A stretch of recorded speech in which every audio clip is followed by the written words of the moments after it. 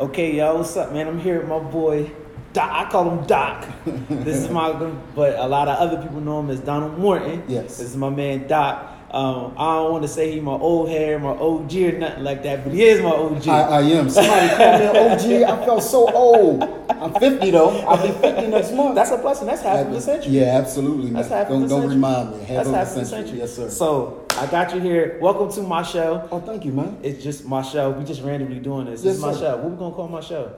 Your show. That's what we're gonna call it. We're gonna call Yes. it my show. Yes. Point blank period. So Doc, I just got Doc going. Shoot this real quick.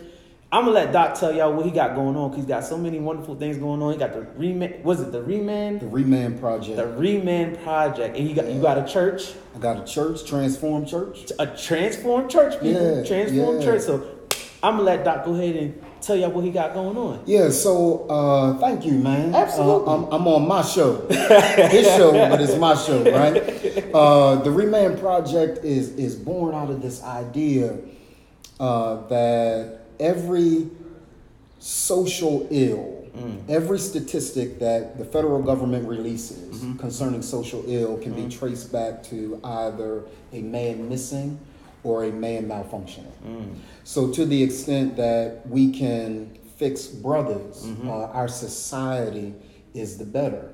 I'm one of those guys who is really excited about the advancements that we've made for equal rights for women, equal rights for other people groups. But what we've noticed is that even though we've made significant strides and advancements for those different people groups, Absolutely. social ill continues to rise, right? So it can't be just that. Right. There has to be something else going on. And what's happening is when a man is not home, when he is not raising his children, when he is not a strong husband, so on and so forth, then our society just doesn't get better.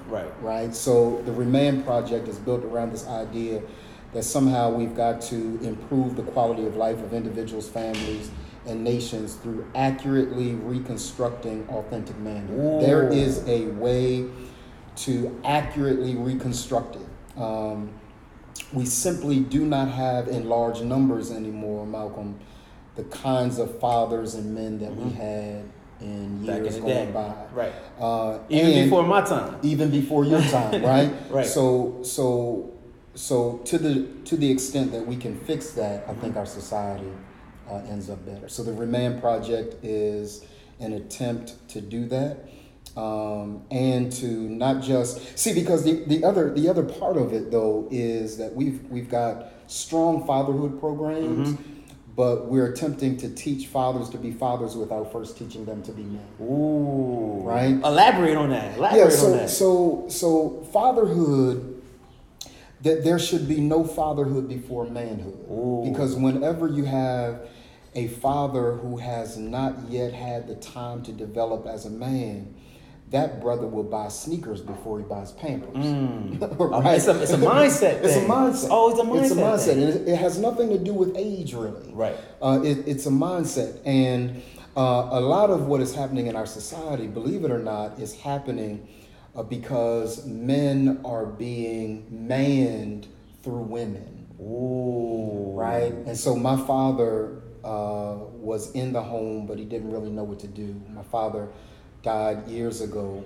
of chronic alcoholism. My father did not know his father. I met his father after my father died. Wow, that's right? heavy. So he has this, he and my mom didn't make it. I think my mom bullied my dad, man. I love my mom, but she's a piece of work. So they didn't Shout out to all make the it. moms out there Shout out to that all are the pieces moms of work. that are pieces of work. That are right? pieces of works. And so when they separate, he moves to California. And then you got to remember, I'm maybe 11, 8, 9, 10, 11. And he moves in my mind as far as a person can move before he leaves the country, right? He goes to California. And I don't get an opportunity to see him again until he's in a box, right, at the front of the church. And people are crying. I'm not crying. Everybody's asking me, it's okay to show emotion? But you don't have it. I'm pissed. Yeah, you ain't got that. My dad comes back that my mother and my father were going to reconcile but by the time they reconcile, he dies. So he leaves me twice. You're right. You leave me in the physical, and then you leave me altogether. So there are a lot of brothers who have, challenges with dad, but a lot of times, my dad wrote me a letter, Malcolm, before he died, where he expressed to me, he actually wrote it to my mom, and he says, "Tell my son I loved him, I just didn't know how to be a dad. I did not know what to How do." many fathers do you think, specifically black, I want to stay on that black father topic. Yes. How many black fathers out there do you think today are in that same exact boat? Countless. If we were to put a percentage, I was just looking at some UD statistics, some census statistics that University of Delaware sent me. And the lion's share, particularly in the city of Wilmington, of every household are led by females, right? So you have a lot of guys who were not parented. So if they weren't fathered, it's very, very difficult for them to be fathers when they weren't fathered themselves. Right. And being a father is a very nuanced and unique kind of opportunity for brothers. And so we only know to do what we've been taught. Right. And when we've not been taught, we learn as much as we can learn through social norms and cultural norms that shift all the time, right? So a lot of our African American brothers are frustrated because their dad wasn't around, and you're almost demanding from them the ability to father without resourcing them with the emotional, mental tools to be able to do so. Right.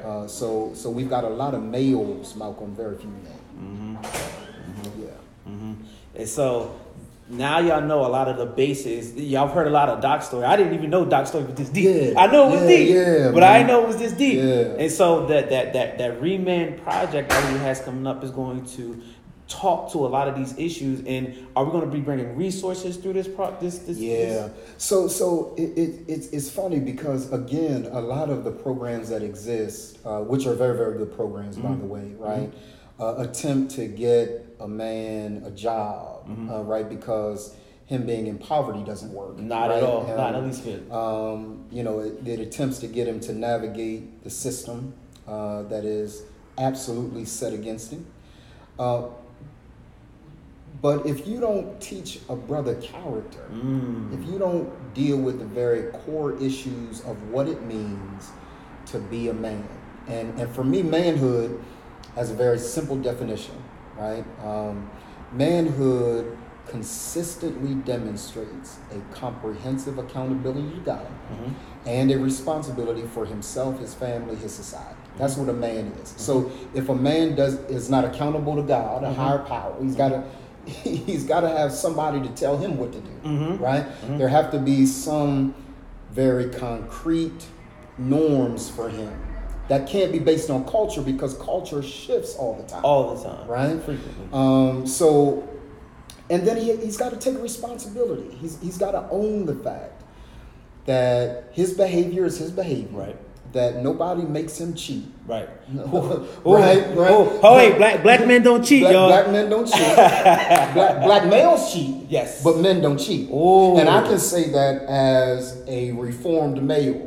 Right, a lot of people know. I'm trying to get there. My story as a pastor and a preacher who was unfaithful to his wife. Right, because I was there are stages of manhood, Malcolm. It's the personal man, how I deal with myself. It's the family man, how I deal with my immediate circle, and it's the global man, how I deal on the world stage. Right. And unfortunately, I was developed as a global man on the world stage before I was developed as a person. So when you get up there and the lights are on, you begin to melt.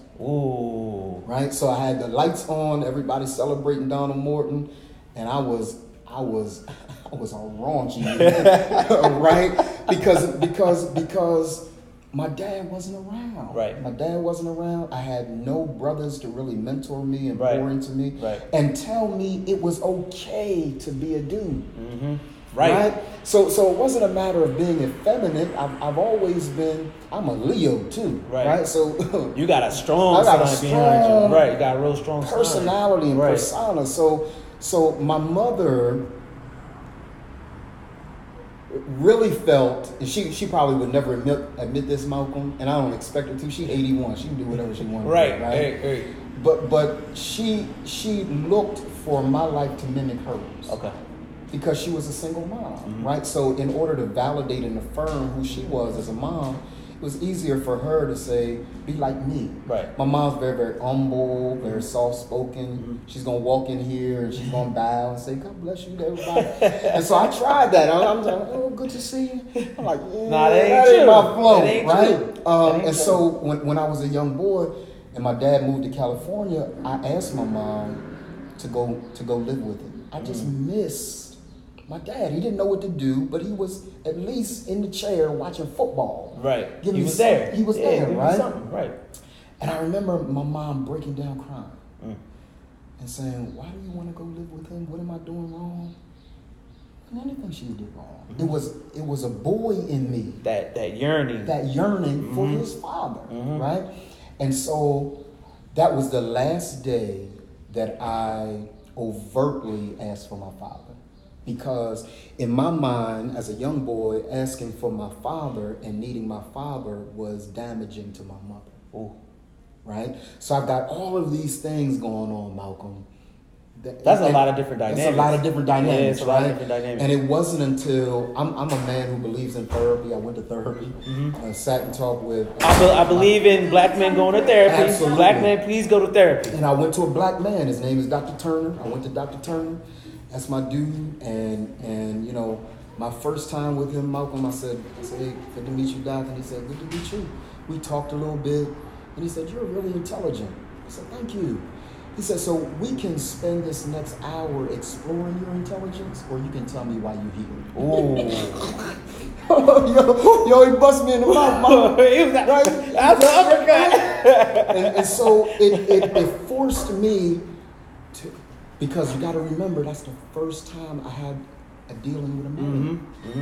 And especially with that type of, in therapy, that type of a dealing with a man in therapy, that's a lot. That's heavy. That's heavy. That's a lot. So all of these things are happening, and you know, I want to help brothers to understand that it's okay to celebrate being a man, but you got to be responsible. And this society is left on our shoulders. That is my theological and biblical worldview. That when God began all of this, Malcolm, he began with a man. And when he wanted to restore every season, he did so with a man. He starts with Adam. He moves to Noah. Moves to Moses. Moves to David. Then said, I got to get Jesus in. Because these dudes are jacking it. Right? So any revitalization that is going to take place will take place on the backs of men. And if you don't begin there, you can just look at the research. You can look at the data. This is not anecdotal. Look at the data, right? If you don't fix him, then the rest of it just doesn't matter. And there are countless programs for women now. Too many. Right? And you can count on one hand programs for brothers that are specifically for brothers. Case in point, the YMCA began as the Young Men's Christian Association, designed to serve young men who were looking for a pure lifestyle, recreation, so on and so forth. Now the YMCA is for everybody. There are no male spaces. No male spaces. And we need more. And we need more male spaces. Especially for black men. Yes, absolutely. Especially for black men. You have to have it. Yes. So the ReManned Project hopes to do that. And here's what's ironic. We haven't gotten any significant pushback from sisters. We have That's a good thing. I went in ready to fight. Yeah. And they said, no, finally. Finally I can get some help for my children's father. I can get some help for my father, who many sisters are really, really angry and bitter at the absence of men. But here's what it was we found out, Malcolm. when a real man shows up, she don't really know how to handle that. Oh, can we say that again? Can we elaborate on that? So every sister wants a real man until he shows up. Right? Talk to him, Doc. Because a real man cannot be manipulated by sex. Yes. You can't use your body as a weapon against him. Now we love sex. Yeah. Mother, I could hear the boy's heart. Pastor, you got to fix that. Right? So it's not that we don't. It's not that we don't enjoy sex, but what we will not be is manipulated, because there's a greater assignment. You know, I've been married a year now to Tiffany, and Tiffany is just an incredible woman. But I show up in her life after her having been single for, I don't know, 18 years. Wow. Right? And so she's used to navigating life her way on her own, raising her children on her own. She raised her siblings on her own. She's a super mom, right? So there's a certain thing that she prayed to God for. I stepped into that space, and now she's like, oh, yeah, I don't know. You know what I'm saying? And so the adjustment that has had to happen in our own household is a very real one, because everybody prays for him until he manifests. And when he manifests, you know, it's a different kind of dynamic. Let me tell you, I wasn't even expecting the gems that he's dropping right now. I wasn't expecting this at all. Yeah, man. This is the danger of a preacher and a microphone. Yeah, I love it. I love it. Tell me to talk, and I'll talk. I love it. So I just think that I think for the benefit of my daughters, you know, my middle daughter Brie said, when I talked to her about the ReManned project initially, she said, "Pops, I'm happy because at least now the pool of men will be expanded for my choices." Wow. You know what I'm saying? Wow. You know, what happened to the days, man, where we would provide for our houses, protect our houses. We were responsible. You can say whatever you want to say about James Evans on Good Times, but that dude was there. 100%. 100%. He went hard for his family. He went hard for his family. Yes, he did. Never caught a break. Died before he could catch a break. That's why I had to stop watching it. It was just depressing, right? So I had to start watching the Cosby Show and you know, All of Us, which are all portrayals of black family and different black family dynamics. And strong fathers have always been the core of what have made those families work. We just have almost not forgotten, but we've almost done away with it. Like these guys ain't never going to change. This is going to be what it's going to be. And I don't believe that. In fact, I believe that before you deal with a young boy in preschool, you better deal with his dad. And the reason is that boy's going to go to school. He's going to learn what he's going to learn in school, but he's going to spend the lion's share of his time at home. Yes, he is. Right? So if you help him in school, but you send him back to a toxic environment that doesn't include dad, he's still not going to be healthy. This is true. Right? True. So we really have to do our best to get men together. And my wife said to me one day, you love being a man because you get the chance to make all the decisions. And initially I just kind of pushed back, like, I don't like being a man because of... Right. And God said, yes, you do. Tell her that you do. You do like being a man. But it's not being a man because I get to make decisions. It's being a man and I've got the responsibility of making decisions. You know what I'm saying? This isn't something I chose because I get to make decisions. No, there's a lot of weight that comes with you have a purpose to do this. Right. And speaking of that, man, every man alive that is in a scenario, you've got a daughter? Yes, 11-year-old. You've got that God has given you the responsibility for. and I'm going to say something to you, Malcolm, that many men don't like to hear. When I talk to the brothers at the ReManned Project, they don't like to hear it either. The success or failure of your daughter is not on her mom. Period. It is on you. It is 100% on you. I agree. And what is not your fault is still your responsibility. I need every brother to hear that. Because sometimes they say, it ain't my fault. No, it's not your fault, but it's still your responsibility. When Adam blows it, Eve blows it first. Adam blows it. God don't even look for Eve. He's all 100% Adam. 100% Adam. 100% Adam. Where are you? I didn't give the assignment to her. I gave the assignment to you. Oh, that's heavy. Right? And so we just have to do our level best to restore the integrity and character of being men. And I am humbly the guy to do it because I jacked my life up so badly, man.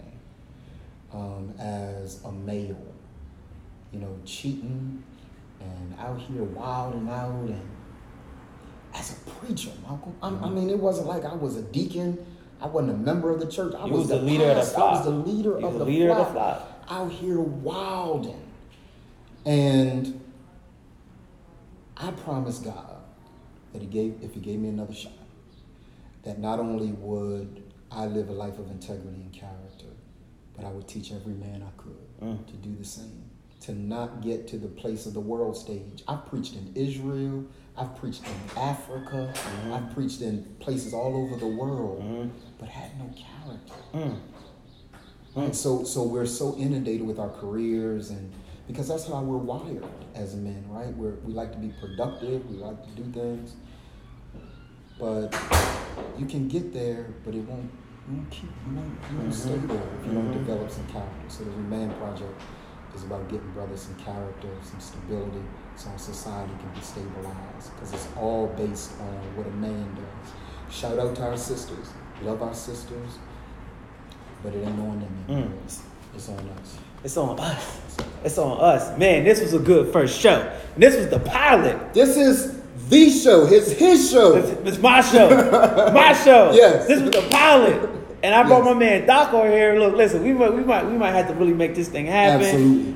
Like I said, I wasn't expecting this at all. Like, we were just literally playing around with the camera, and Doc just dropped gems on y'all. So for all black men that's listening, I'm going to post on all my social medias. Please make sure you follow that. Where can they follow you at, Doc? They can follow I am Don Morton.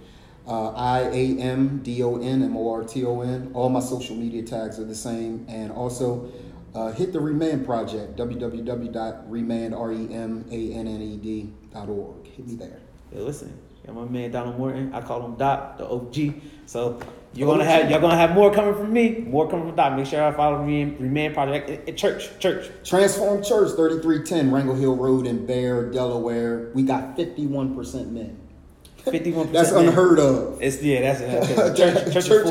is full of women. Full of women. But we got 51% men. We're intentional about making sure brothers are strong. Heavy. This is the first show. We made it happen. See y'all. Peace.